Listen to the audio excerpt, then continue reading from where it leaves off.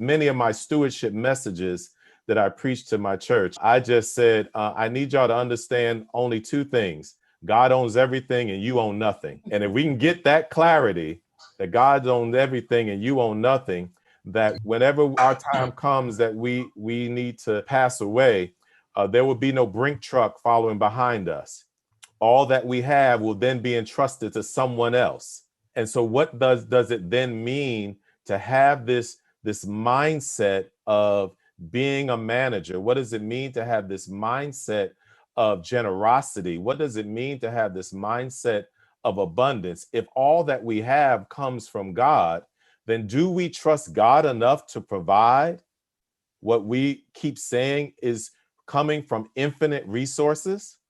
And so sometimes we get blinded by survival mode that we miss the abundance that is really around us. Another way I talk about that is, in the story of Adam and Eve, they're so concentrated on a tree that they miss paradise all around them. Yeah.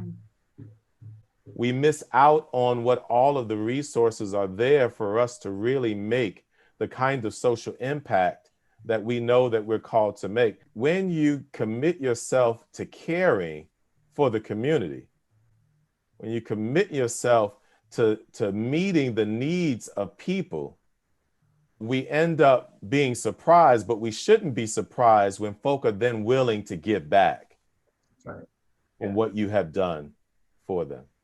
And again, this is a mindset shift.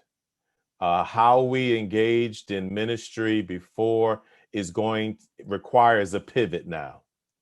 How we engaged in ministry in the past requires some reimagination and recalibrating.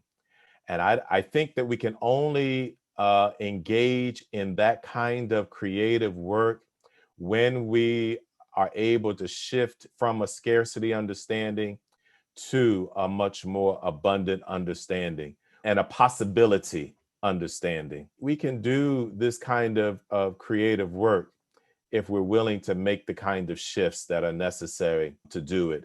And oftentimes for a lot of our churches, we're asking the question, how can we save this church? That might not be the right question. The question really might be, what do we need to do? How can we work together to help this congregation thrive? And you come up with different answers based on the question that you ask. And so I think ultimately, I hope what this conversation does is begin to help ourselves and help our congregations ask different questions that move toward abundance and move toward thriving.